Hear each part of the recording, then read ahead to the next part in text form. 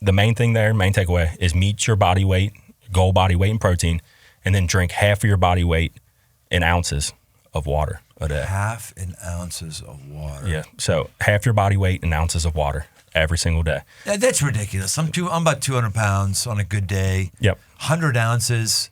That You're on crack. That would be my goal You're for telling it. people you have a goal that people don't have a life and all they want to do is piss all day. That's ridiculous. People can obtain Come on, it. you're part of the water cult. Brian, this is going to help you get to those goals that people want to achieve. You could do it for sure. Yeah, absolutely. Dirt, you plan on doing any of this stuff, by the way, or you? Yeah, I would be peeing all the time, too. Yeah. I'm pretty good at water. You need half your body weight in water cleaning your body. That's what you need. Yeah. Just have my body weight in soup. Yeah, right.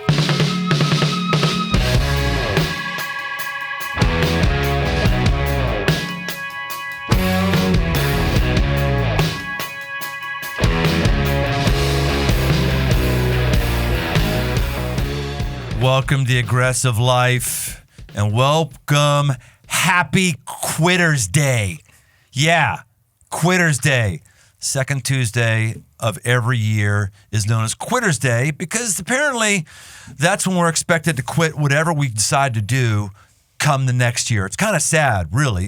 It's sad we've got a holiday about that. Sad that we joke about it. It's also somewhat sad that it's true. Of all the things that people decide to do on an annual basis, the new things they decide to do, about 80% of them are health-based. So I don't know if that's you or not. Maybe you made a resolution this year. Maybe you didn't make a resolution this year. Maybe you just have a desire to get more physically fit. Today's podcast is for you. Going to get you going a different direction or support you in the direction you're going to right now. Shawn Zitt is with us. He's a nationally recognized trainer and coach. He currently lends his expertise in Faster Way to Fat Loss. It's an at-home training program. And he's here not just to give us some interesting tidbits to think about, but he wants to get you and I moving in 2026. I came into the studio, gave him hugs, like, oh yeah, there's some muscle mass there. Yeah, there's some real muscle mass. Welcome to the Aggressive Life, Shawn Zitt. Thank you. Did you just create muscle mass because people making fun of you for your zits? Your last name is Zitt. Have you ever had zits in your life? No. Well, no. I've had my fair share, but you spoke a couple weeks ago about how your name meant something to your craft that you did.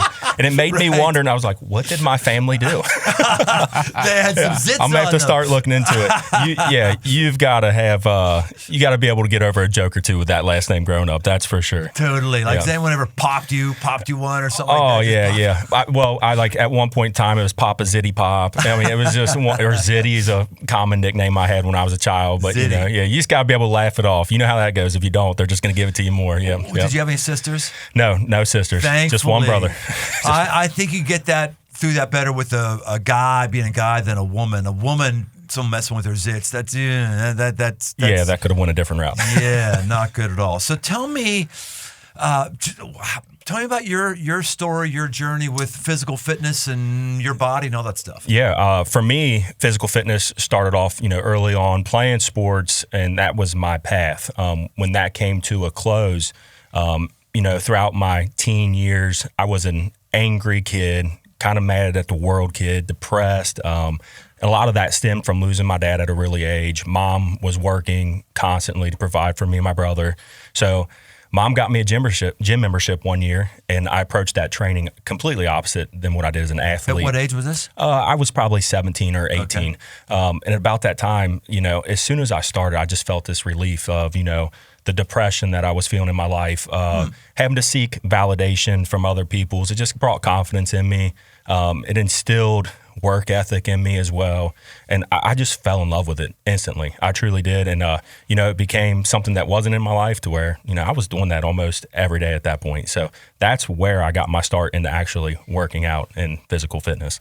17, 18 years old. So you weren't doing any sports at that point? Nope.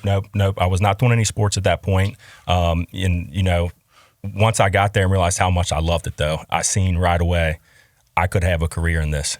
At that point in time, though, I didn't know how hard that was. Really? Yeah, absolutely. What kind of working out did you do when you were 17 or 18? Is it the same as you do today, or how did that change? For the most part, yeah.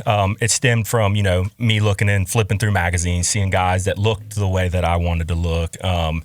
And, I guess you would align that more with a bodybuilding type style, which is pretty similar to what we do. We just have a lot more emphasis on mobility to our adult consumers, our adult clients. So for me back then, it was all about walking in the gym, achieving a pump, and, digging into the encyclopedia of bodybuilding from Arnold Schwarzenegger and, Tom Muscle Platz. Fitness magazine, right? Tom Platz legs. Yeah, all that. absolutely. So things like that Metzner's caught my always eye. Yeah, absolutely.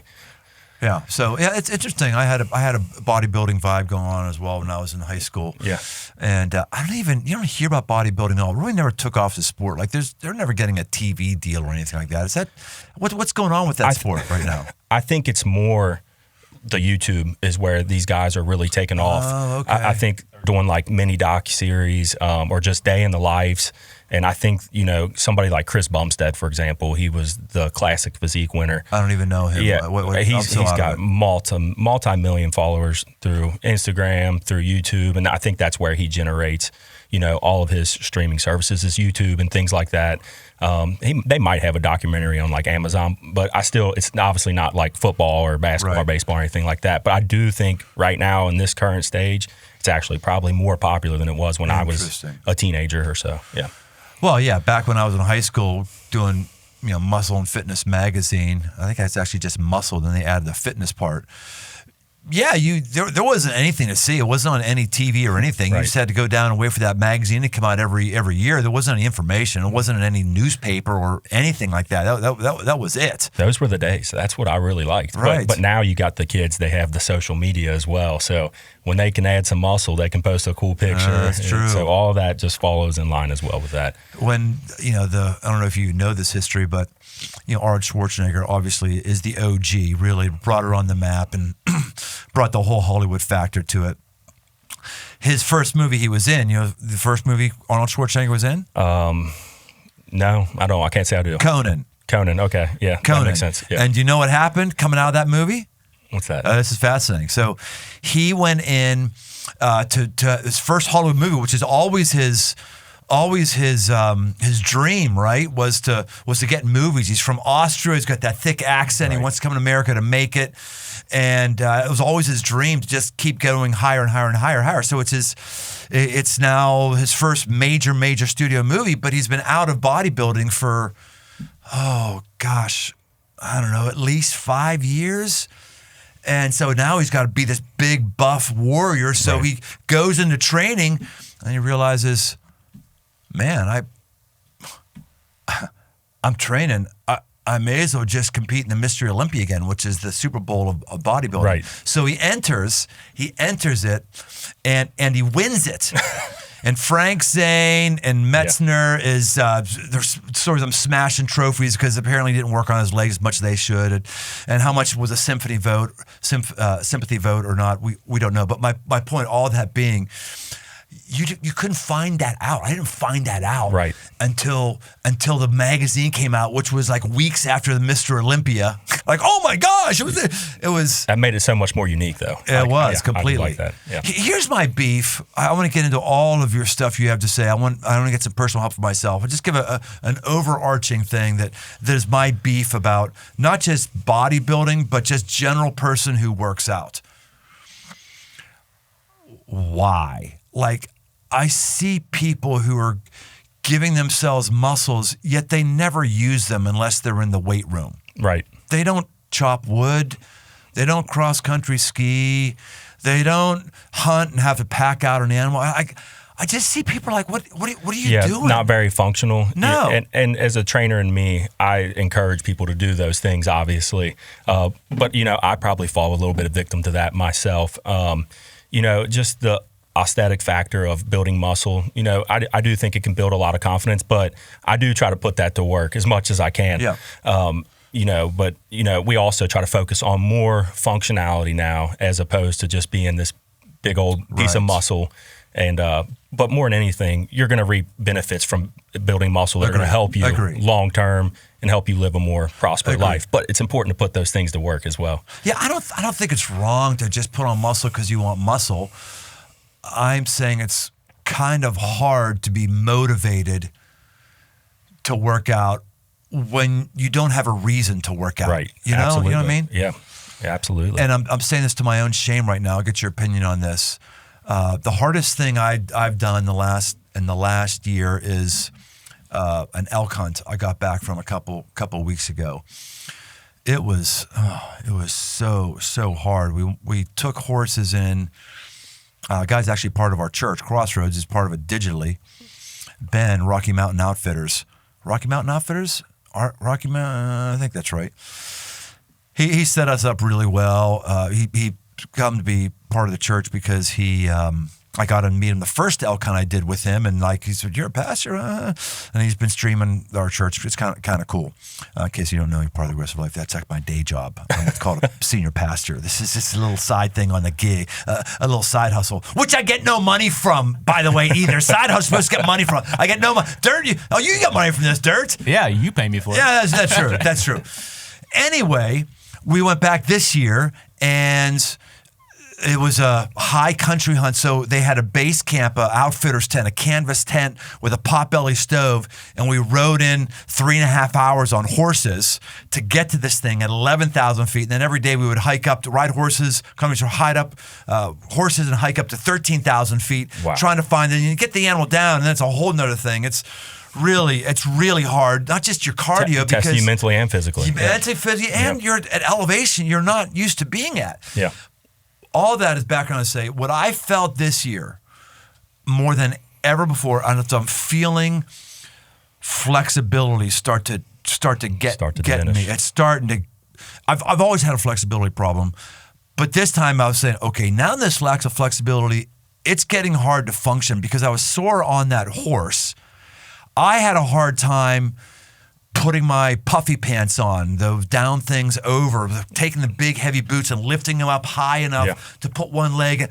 I was having a hard time because I was sore from the horse, getting down on the ground to lace up my shoes. Oh man, this is now a problem for me.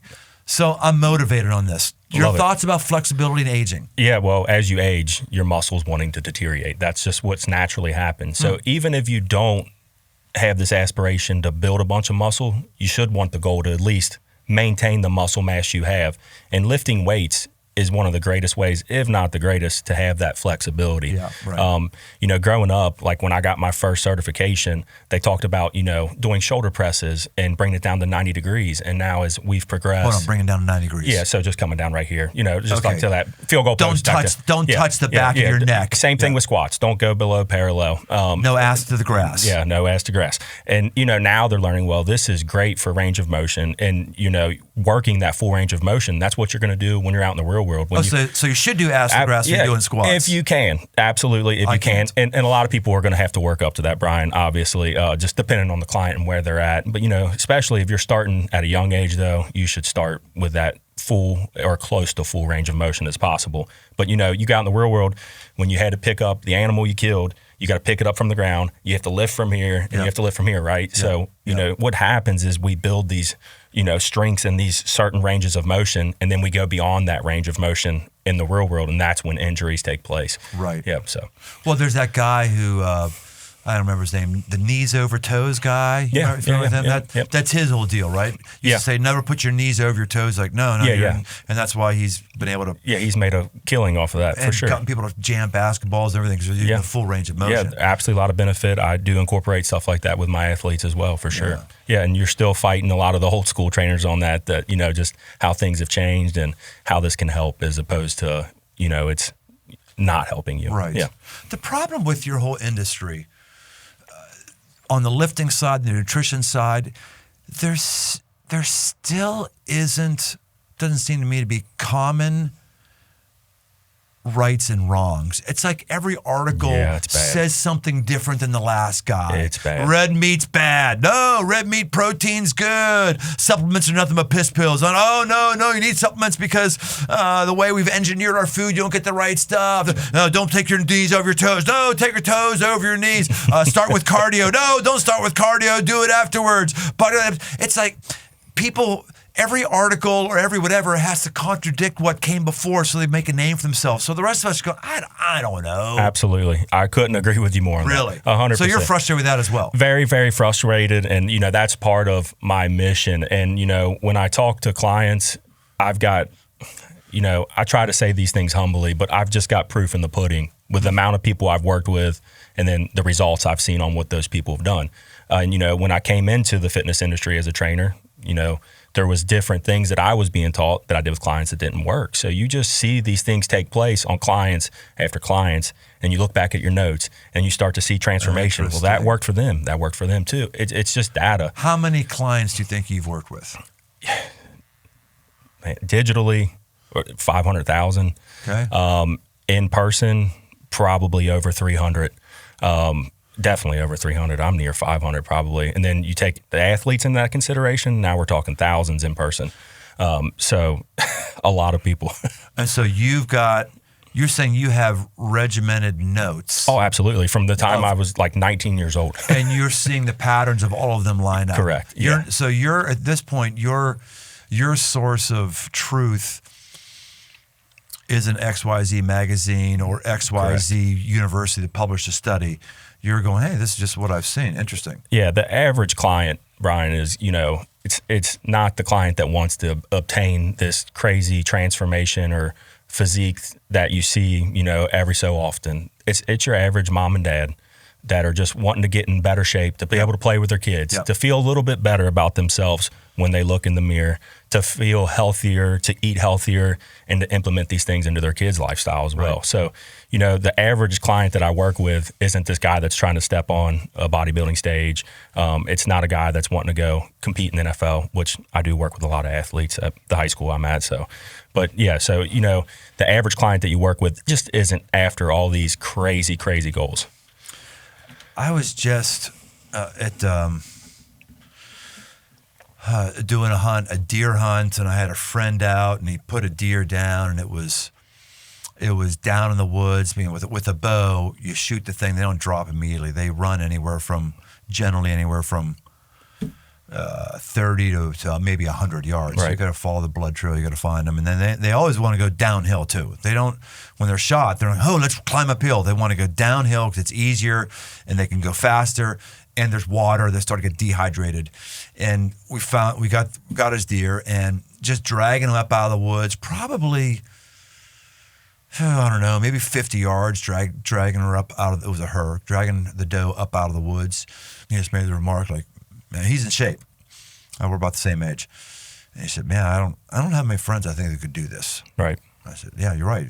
People our age, around 60. Yeah, there's not a lot of people who have any functional fitness at all. Mm-hmm. I mean, they may not be obese, but nobody goes into a old folks home because you can't run a 6-minute mile. You go into old folks home because you can't lift a gallon of milk anymore. That's right. Very, very few people just stay on top of their game. Why is that? Is it people just don't want the pain of lifting? Is the people are confused? The people you get lazy as you get older? What's your opinion of that? I think a lot of people that don't even set, a goal or a resolution.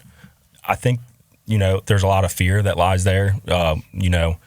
What will I have to do to get to what I want to get to do? And that's a lot of the problem we see with social media and these online trainers these days.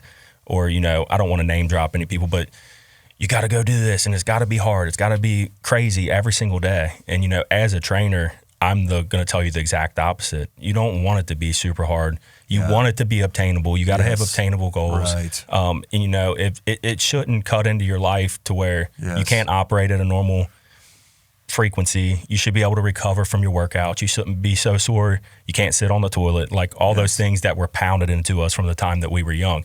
It's just got to be. You were pounding you should be so sore you can't sit in the toilet? Oh, gosh, yes. That was an actual verbatim? Oh, gosh, yes. Really? Yes. Oh, you're supposed to poop standing up? Yeah, I mean, it's happened. Yeah, aerial poop. That's what they called it back then. Really? And it was like, if you're not doing aerial poop, then you're not doing squats. Yeah, you're not working hard enough. Wow. But no, absolutely, yeah. Like just, push beyond discomfort. If it feels good, you're not doing it right. These are all common phrases that you hear in the world, especially in athletics when I was a kid, Right. Yeah, so obtainable goals, things that you can achieve, things that, you can stick to for a lifetime. Yes. I think when you look on social media, you look at the internet these days, everything's a quick fix. And as people, that's what we want anyways. We want these quick results. We want things to change in 3 weeks and be to our goal. And that's just not the way it works. It's a marathon. It's not a sprint. The guy who enjoys the walk, right, is going to have better results than the guy that's just worried about that destination. You got to learn to enjoy the walk. Yeah. Yeah, I came to that. People ask me, hey, what are you doing? What's your workout? And my words are always the same, fuddy-duddy. I said, I do the same fuddy-duddy thing I've been doing now for, probably now 20 years. It's a very basic, some machines, some barbell. I'm not doing freaking cross-training. Yeah. God bless all you do cross-training. I just know that if I'm going to fire myself to cross-training, I'm not going to do it forever. Right. It's just where I am, I'm not going to do it forever. I have a same fuddy-duddy thing that I do all the time. I think if you could survey, I don't even say 90, every single one of the clients that I work with, which is a lot, that would be their feedback. He's consistent. We do a lot of the same thing. And I go on preaches all the time. I'm not very active on social media, but when I do, usually it stems around something like that, around the world of working out. Like, I know it's boring. It's, consistent. We're doing the same thing over and over. That's a good thing. We want to be consistent. We want to do the things that are going to help us propel and do them a lot. Yeah. And we want to get good at them. Repetition is what makes you really good. Well, and I think there is something for the person who needs something fresh. Mm-hmm. And if CrossFit keeps you fresh and awesome. Yeah, couldn't agree more. My thing is just about moving parts don't rust. Yeah. What is it you're gonna keep doing and just do that? Absolutely. I get along with that perfectly fine. I'm right in that realm with you. So let's cover some myths or truths. Like give us the rules. Like what's the rules as you see it, as far as how many weeks or how many days a week do you have to work out? What body parts? How much cardio versus strength training? Rules of what you should do before, what you should do after. Just like, do you have a standard deal of? Absolutely. And I think this will cover too kind of the failure rate that we see on New Year's resolutions, especially when we're talking about physical fitness. Easy. Like we want things to be obtainable. So I always start a client out, I say 2 days a week. You give me 2 days, and we can go about that several different ways. We just need to do a push, a pull, a hinge, a squat. And if we do that twice a week, now we're really working. A hinge, okay, now you're killing me. You're talking about like a deadlift, straight leg deadlift, something of that nature. Okay. And a squat, even with a dumbbell or a barbell, and then a pressing movement like a bench press, and then maybe like an overhead pressing movement. Okay. And then a pull, like a row. And if you can do that twice a week, you're going to be really successful, and that's really obtainable to probably a lot of our listeners right now. And I've even done this with clients before. I'm like, a lot of people like the idea of doing something every single day, though. I'm one of those people. And if you can do something small, you just pick one lift every single day. That's it. And it might take you 15 minutes. 15 minutes, Brian. Like I see a lot of programming out there as well that is really good. Like there's a lot of fitness companies that are promoting like 15-minute workouts, and you hear that and you're like, oh, that's probably like a HIIT workout. No, it's just one lift. You're just bench pressing today. That's it. You're going to do like 6 sets of that, and you're going to really focus on your form, put the form over your ego. And then the next day you're going to squat. The next day you're going to do a hinge like a deadlift. Right. The next day you're going to do an overhead press. The next day you're going to do a pull. Just something as opposed to doing nothing. It's something that you can obtain for a long time. Yeah, there's something about whatever you're going to do that you build confidence in your own voice. So when you say to yourself, all right, I'm going to work out for 2 times 15 minutes a week, and you actually do that for 3 weeks in a row? You're not 15 minutes on like the 2 days. So if you're just doing 2 days, we probably want our workout to be more around 30 to 45 minutes. And this is just for our average consumer, average adult. Well, whatever it is, though. Yeah. I'm not saying for the 15 minutes that's going to be what your muscle needs, but I'm saying for mentally, a simple thing that we can then do after a few. I did that. Absolutely. You're going to find that you're going to want to then increase it. Especially, this is what I tell my clients as well, a lot of them, if you can do it first thing in the morning. If you can do that first thing in the morning, which I understand maybe that's not realistic for everybody, but if you can do that first thing in the morning, you're going to statistically succeed much better in your day. I'd argue and say wake up and pray first, but then do your 15-minute workout, and then that's going to lead to a healthier mindset.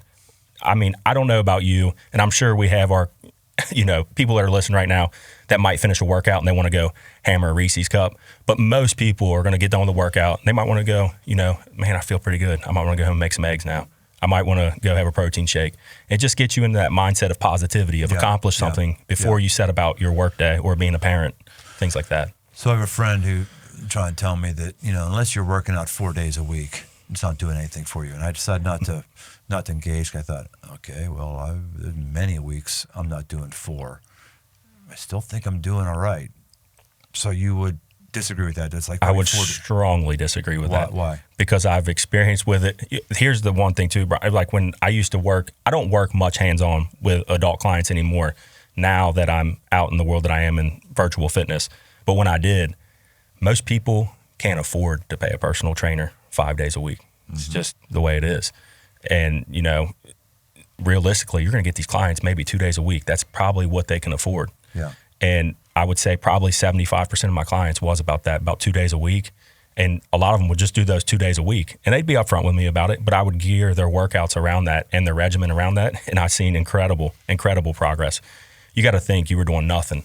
And now you're just doing this one little thing. Because here's what happens to a lot of gym goers that go 4 to 5 days a week.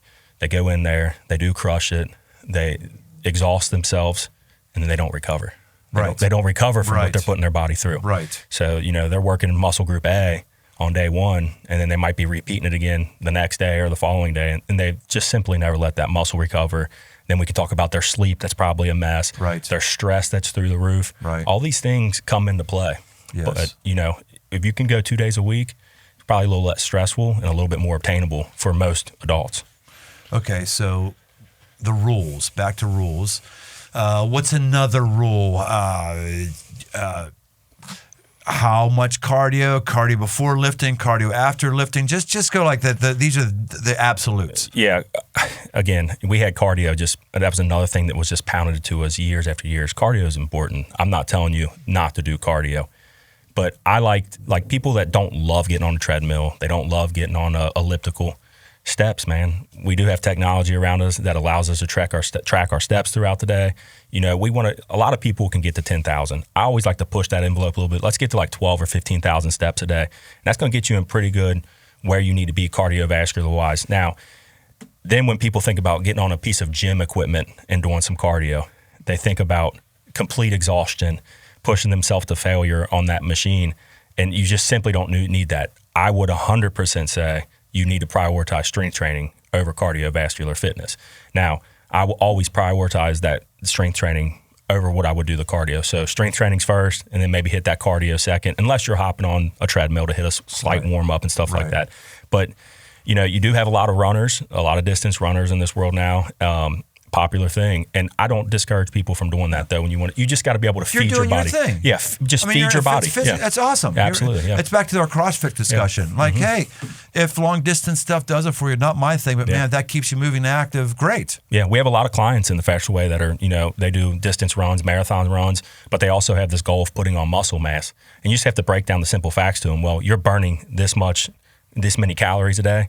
This is how much we have to eat now. This is how much protein we've got to consume. And when they do that and they pair that with strength training, their times actually improve on their marathons or their distance runs.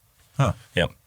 I thought you were going to say it decreases because now they're carrying around more weight with muscle. No. You actually have the capability to push a little bit more and a lot more, and you're stronger. You can get through a lot. Now, these clients probably aren't putting on 20 pounds of muscle, but, just enough to help propel them maybe on that last leg from where they're getting. Right. Yep.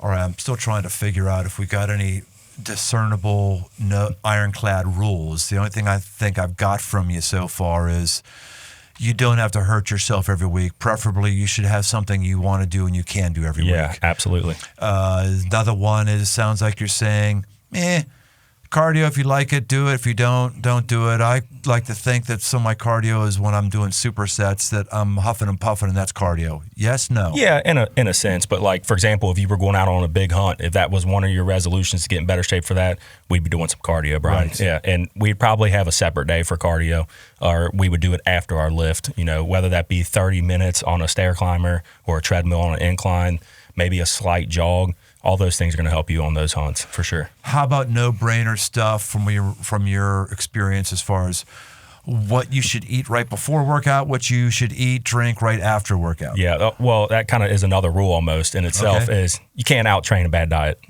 You just simply can't do that. But cannot run your fork. Yeah, that is a fact. But I've actually tried that before. I've been in those phases, and that's probably another thing that helps me relate to a lot of the clients I work with. I've been through a lot of the same things that our clients are dealing with. But yeah, absolutely, you can't out-train a bad diet. And when we talk about like that feeding window leading up to a workout, everybody's different. But I like to have if I'm training in the afternoon, I like to have probably like an hour and a half, 2 hours before, kind of let your food digest. Having some carbohydrates to help me be a little bit stronger in that workout. But you heard me say earlier, I encourage a lot of people to train first thing in the morning. A lot of times that's fasted, and that's completely fine to do. And what that looks like on the other end, maybe at dinner time, I'll have a lot more carbohydrates than what I had for breakfast or lunch to kind of help me push for that workout in the morning time. I don't do anything beforehand other than 80% of the time I might drink a protein drink. Nothing wrong with that. There's nothing wrong with that. I'm not. That's right. I'm a big smoothie guy. Like I love a protein shake in a blender, throw a banana in, maybe a little bit of peanut butter. I find I'm too lazy for that. I have that. I find like I just spend more money and buy the pre-mixed stuff that's in the refrigerator at the place just because I'll actually do it. I got it over here in my bathroom, but I just never take the time. My wife cut those out of my diet. I'm no longer allowed to have those. Oh, really? Yeah, they're just ultra processed and really more so than the powder. Yeah, just to keep them preserved and stuff like that. Don't know exactly what chemicals are in them because if I'm being honest with you, when it came to protein goals, I was kind of a meathead growing up. I would just consume it. Yeah. But we've leaned more towards that way in our household, getting rid of any processed foods. I mean, even as far as like storing our food in glass containers as opposed to plastic. And she gets me all the time, Brian. You're one of those. Oh, I'll do something. I'll just get that slap in the back of the head. What are you doing, man? I'm like, come on now. I got to be a guy still, somewhat. Yeah, absolutely. Oh, my gosh. But no. All right, so she's not going to support my drinking the protein drink out of the carton then that has, I can't remember what it's called. It's got 40 grams of protein and 0 grams of sugar. That's right. When I'm on the road going to Florida to film some workouts, I'm tilting those back then. Yeah, Wife's not around. Right. Absolutely. All right. So what other rules are there as far as what body parts should you train together, not train together? I'm actually a big proponent for full body workouts. Really? Every time? Absolutely. Ooh, every time. Interesting. Fill me in here. Every time. I want to get. First off, I want to elicit the most change I can with the least amount, right? I don't want to like overdo things, but if I can get you to squat, press, pull, and overhead press and hinge, if I can get you to do that all in one day, just one exercise, yeah, we're really working. And then we increase our frequency that we're hitting those muscle groups as opposed to only hitting them once a week. We can hit them twice a week. So if we get like that full 48 hours in between those workouts, we should be recovered, near recovered. And then we can hit those. Not again. Chest and bicep one day, legs and shoulders another day. There's a time and place for all that. Triceps and back another day. Well, that's my time and fuddy-duddy workout. I've been doing that same thing for, like I said, long. You're just going to know. If you've got 3 times, just do full body 3 times. That's my favorite split. Why? And I think because, especially for a new client, one of the things that they struggle with is form. So if you're only doing something once a week, you're only getting that practice once a week. If we can do twice a week, we can improve your form. You can get better at this movement, and then we can add weight quicker and get stronger quicker for sure. But in the end game, you do want to mix up your training frequencies, your sets, and your reps. Like a lot of people, I'm going to take a guess, Brian, when you do your chest and triceps, I'm going to probably say you're like 3 sets, 10 to 12 guy. Exactly. Am I wrong? Yes, 100% right. You would strongly or 12 to 15. You would strongly benefit from just flipping the script.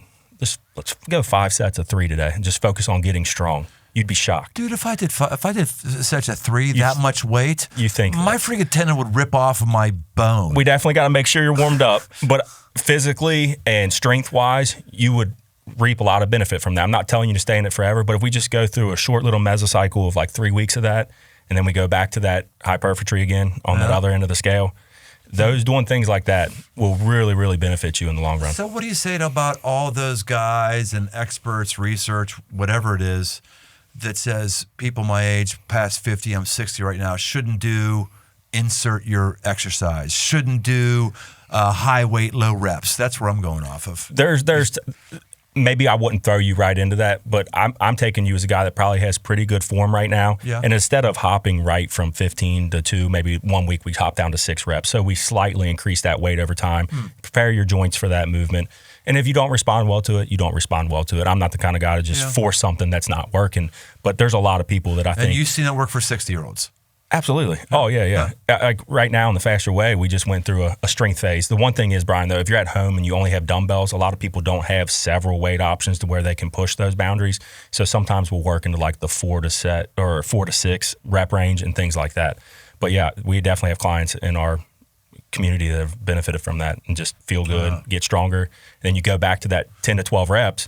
Let's say you were using 30s for that chest press. Well, now or something, you're like, wow, I can use 40s. You know, that's just how strength gains are made. Yeah, a lot of times, it's like you said, you're doing the same thing over and over. I'd probably be willing to say you've probably been doing the same weight over and over for years or in that area. Pretty true. Yeah. Yes, pretty true. Yeah. Mild increase, but yes. That's If I want to right. make those hunts easier on you, I'm going to encourage you instead of doing 40s, like let's get up to 50s. Like we just got a progressive overload some way, somehow to get you a little bit stronger. And, you know, think about lifting up that deer or that giant, whatever you just killed. Elk, yeah. 1 rep.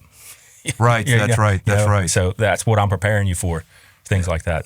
Interesting. So this is good. So you're saying, I think what you're saying is, hey, your fuddy-duddy workout, meaning you can do it, it doesn't freak you out, is fine. Yeah. But try changing what the fuddy-duddy is. Yeah, absolutely. It's full body every time. Yeah, you can do 2 to 3 days full body workouts.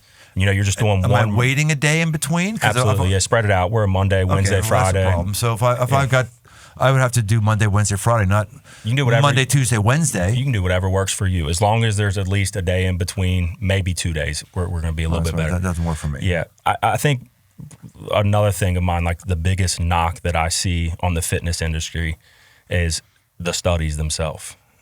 Because a lot of people see the studies, but then they don't analyze the studies. And I don't blame people. Like, we're catchy, things that catch our eyes. A lot of these studies are done for 6 to 8 weeks, not over time, right?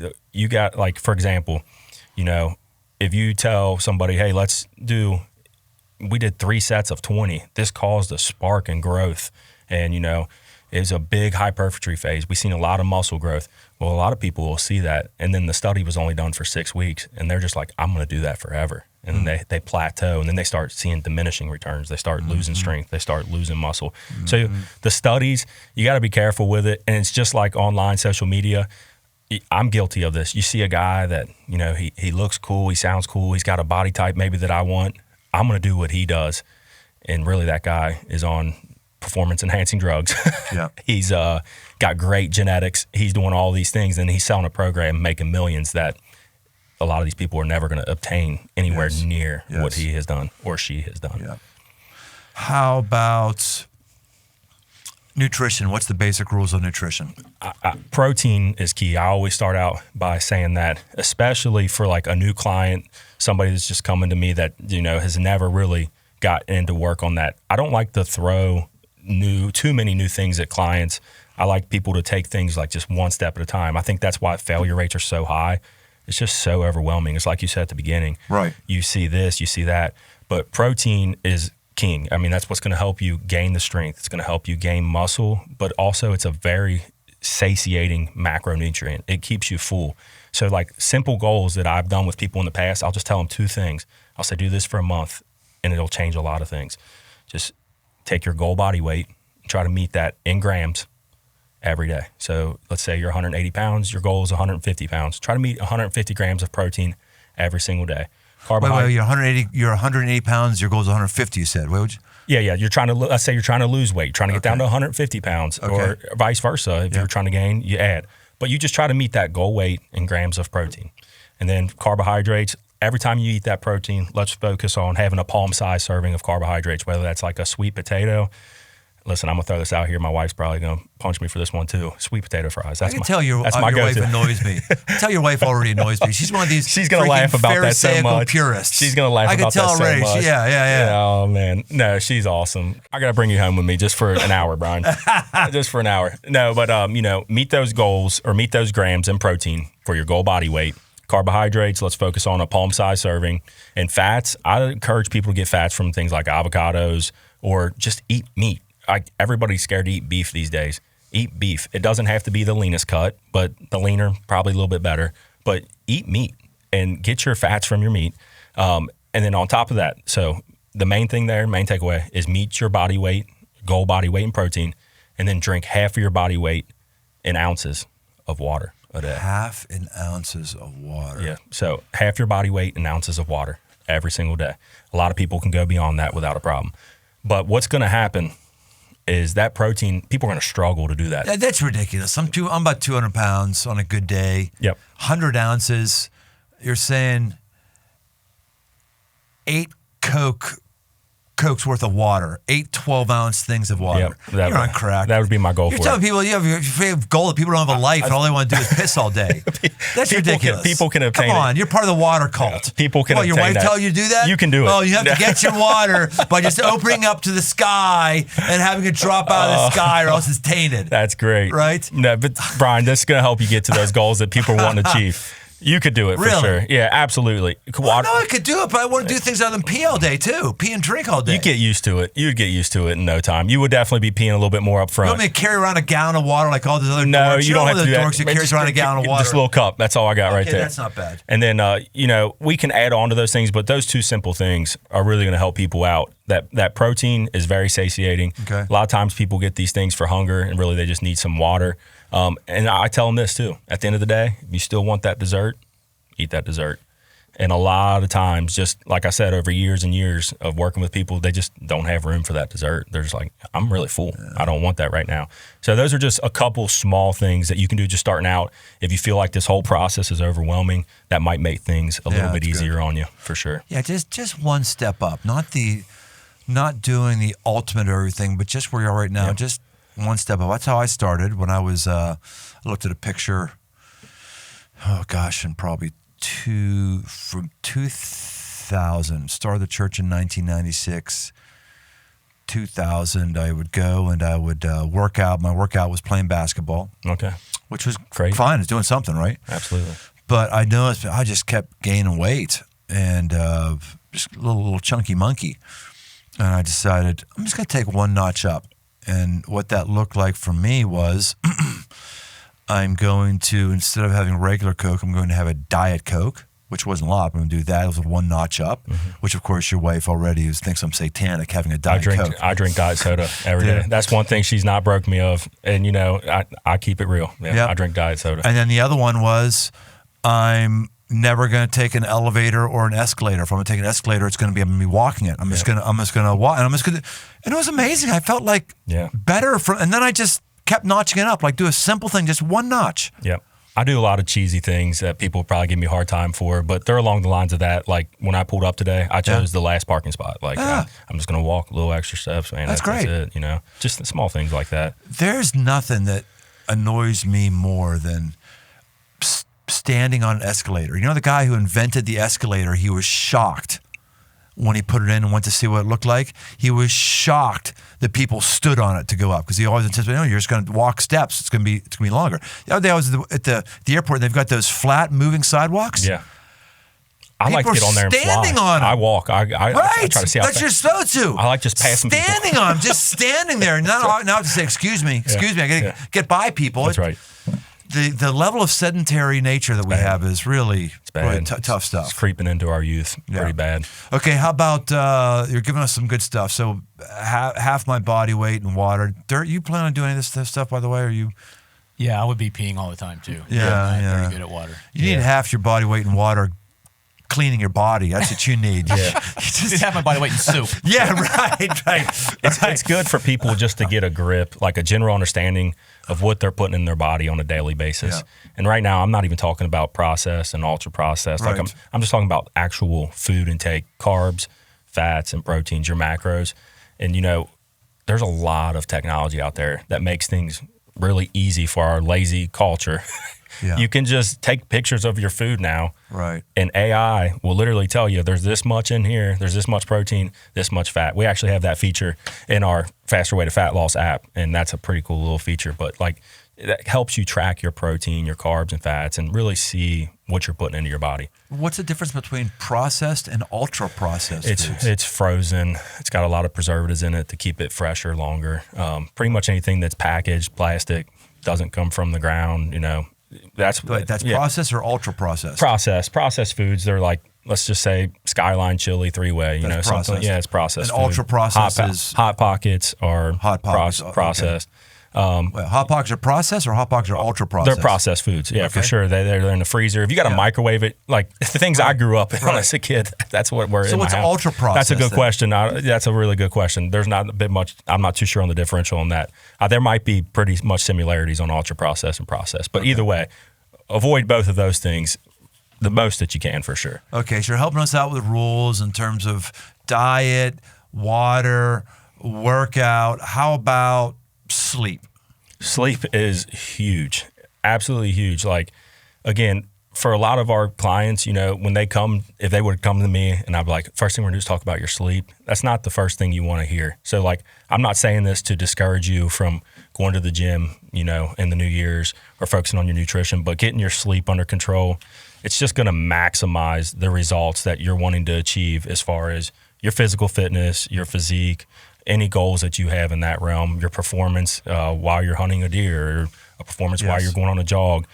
Sleep is huge. It is absolutely huge. So how much should we get? Saying at least 7 hours a night. That's what I think the goal should be. And, I always like to keep things as 100% as possible. That's probably my worst quality is sleep. And, just things that I do that try to really, really help me out is put the screen down, put the phone down, maybe a couple hours before bed. They even have like the TV glasses now and stuff like that. Is it the blue light or to help you get some of that stimulation off of you? I don't use those, but just try to calm down a little bit. You maybe dim the lights in the room and just have a regimen. Like, hey, I'm going to go to bed at this time. Yes. And you're probably going to struggle the first few times you go to do that to get to sleep, but your body will kind of pick up that rhythm and help you get to sleep a little bit easier. Going to bed on a full stomach, it makes things a little bit more difficult. Your body's still working and digesting food. So I always like to say, say your bedtime's 10 o'clock, maybe stop eating around 6 o'clock. Go ahead and start that fasting window. Let your body get all that food fully digest before you go to rest. Yeah. And do something during the day. That'll help you sleep a little bit. If I did 7 hours, I could survive one day in 7 hours. If I did 7 hours, the next day I'd be falling asleep in meetings. You require a lot more than that? I think I do, and yet again, back to reading things. I've been reading things recently. It was saying like if you're getting over 8 hours, you're sleeping too much.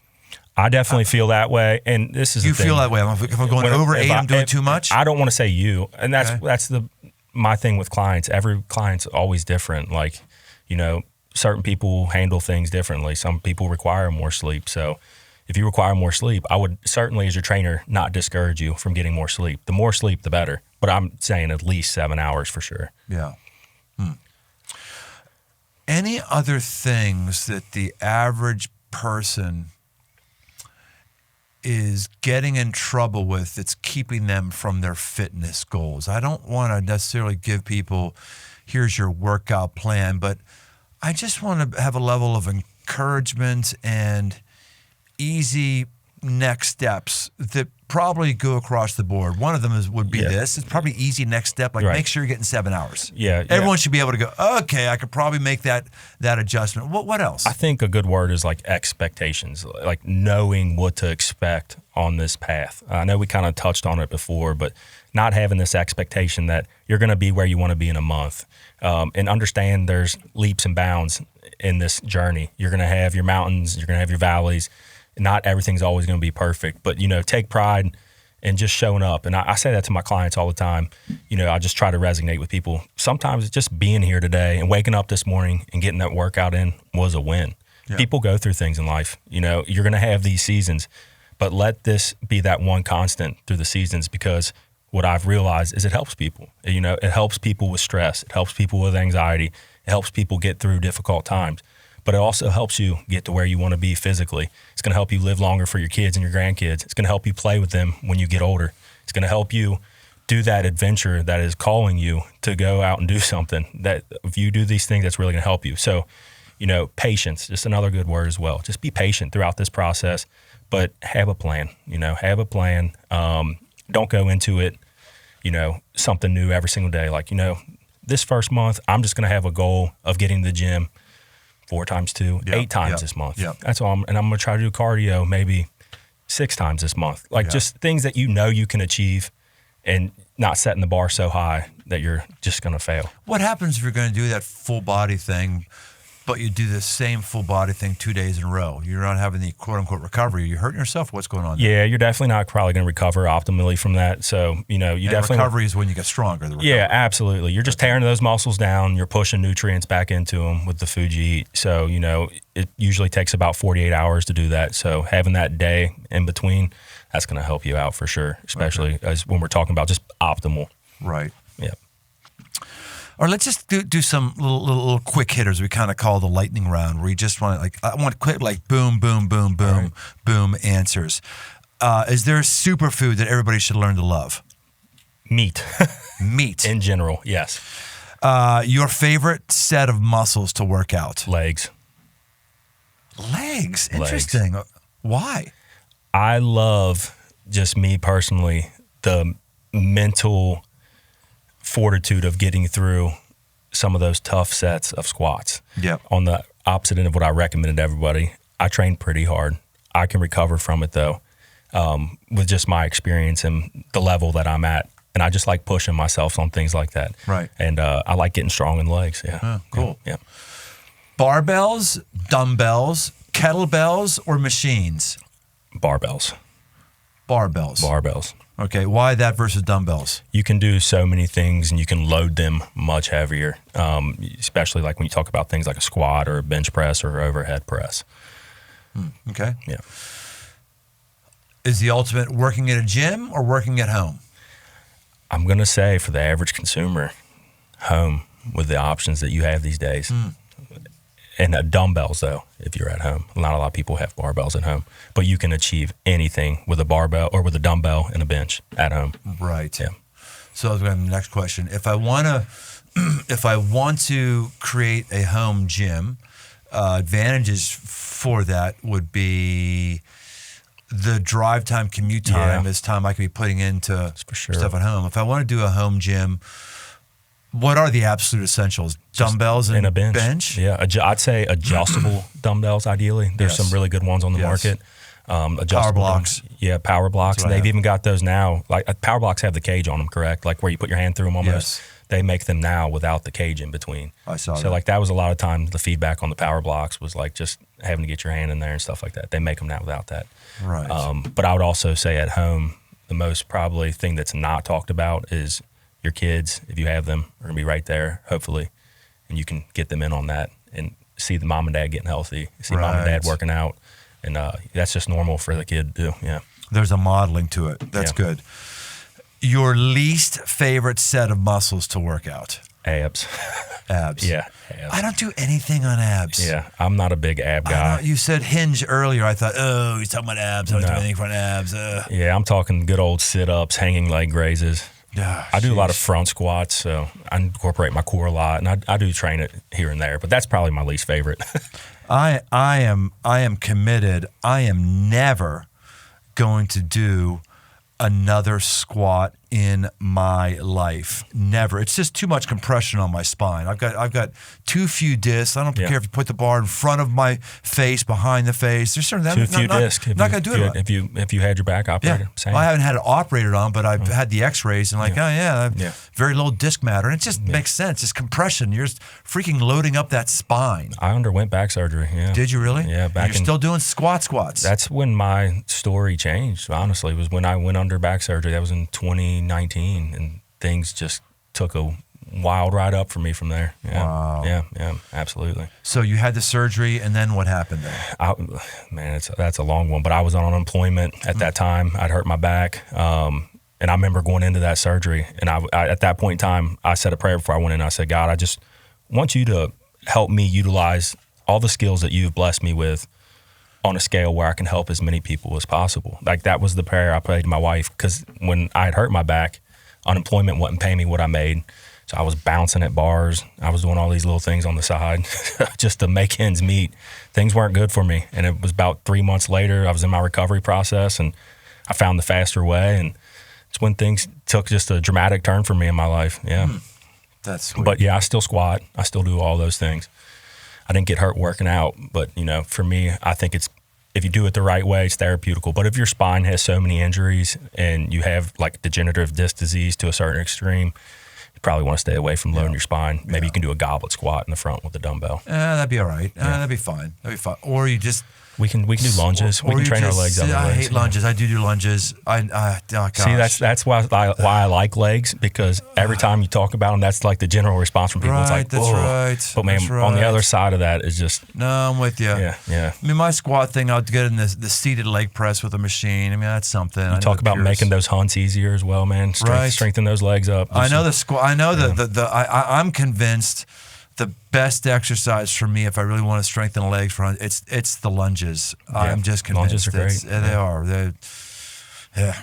So let's just close with this. Give us the pitch again for the service you offer and the app, and just tell us what it is. Yeah, I work for the Faster Way to Fat Loss. It's an online digital company, physical fitness online. I think it's leading in the world right now, actually. The owner's Amanda Tress, but you can go to fasterwaytofatloss.com to find out more. But you get an app. In your app every day, there's a live workout. Mondays and Tuesdays, there's an option to do HIIT training, and there's also 3 days of strength training available, custom meal guides in there. You get a coach when you sign up as well to help you along with this journey. You get a macro tracker, a water tracker. You get all those things inside of that app to kind of help you out, mobility, anything. And what's being told? What if I don't want to lose fat? Maybe that's something I think. Got a lot of clients that come in wanting to build muscle. A lot of clients that just want to come in and get stronger. Maybe they don't even want to focus on building muscle, just get stronger. So, inside of that macro calculator, you just type in your goals. My goal is to gain muscle. My goal is to maintain where I'm at, just gain strength, or my goal is to burn body fat. You just click that button, you put in your height, your weight, then your macros will be calculated, and your coach might customize those a little bit more. But yeah, so everything's customized to you and your goals in that app. Pretty cool. That's good. Man, is there anything else you want to talk about that we haven't talked about? No, man. I'm just thankful for having you on, or having me on, man. I really appreciate it. Yeah, man. Hopefully it helps somebody. You popped a lot of wisdom our way. It shouldn't surprise me. Shawn Zitt Popper. That's right. That should surprise You'll never forget that one. That's why people remember my name so well, I feel like. Right, exactly. I'm glad you roll with it. Some people just get so offended at a catchy nickname. They're just, what a pansy. Stop taking yourself so seriously. Absolutely. Yeah, can I change my name? Yeah. Well, I'm motivated, Shawn. I'm motivated to just figure out how to work out today and do some other things. It's just good for me to have conversations with people who are beyond me and who know more than me. Yeah. I hope everyone who's with us today isn't necessarily feeling pressure to do your app or to do the workouts that you've talked about, but to go to the next place. Yeah. It's a new year. We all want to be more capable, and to do that, we've got to be more physically capable. So thanks for helping us have some really good stuff. And my final challenge to all of our folks is, hey, come on, don't let another year pass you by without you taking some steps to have the life that you want. Not the life that I think you should have, or Shawn thinks you should have, or name whatever fitness guru says you know that you. What kind of life do you want, and how does your physicality tie into that? It doesn't matter if you made a goal this year and you've already broke it. Doesn't matter if you've not even made a goal. You just start like today. I'm going to do whatever. Go do that. Make the aggressive move. We'll see you next time on The Aggressive Life. Thanks for joining us on this journey toward aggressive living. Find more resources, articles, past episodes, and more at briantome.com. My new book, a 60-day devotional called The 5 Marks for Man, 60 Days to a Powerful Life, along with all the other books in the 5 Marks library, are open right now on Amazon. Be sure to leave us a rating and review wherever you listen to your podcast.